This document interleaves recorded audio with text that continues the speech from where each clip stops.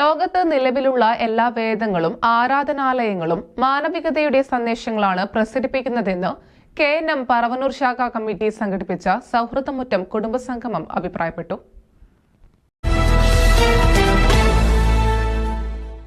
മാനവിക മൂല്യങ്ങളും ധാർമ്മിക സദാചാര ചിന്തകളും നന്മയുടെ നല്ല പാഠങ്ങളും പുരോഗമന ചിന്തകളുമാണ് വേദങ്ങൾ വിളിച്ചോതുന്നതെന്ന് സംഗമം കൂട്ടിച്ചേർത്തു.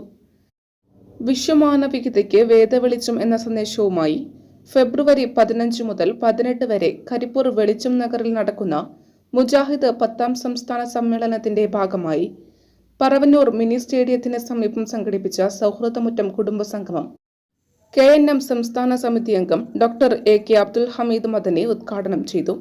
TK ഇബ്രാഹിംകുട്ടി അധ്യക്ഷത വഹിച്ചു. അബുൽ കലാം ഒറ്റത്താണി മുഖ്യപ്രഭാഷണം നടത്തി. AKMA മജീദ്, നോഫൽ പരിയാരത്ത്, T ദിയാൻ എന്നിവർ പ്രസംഗിച്ചു. News desk, media times.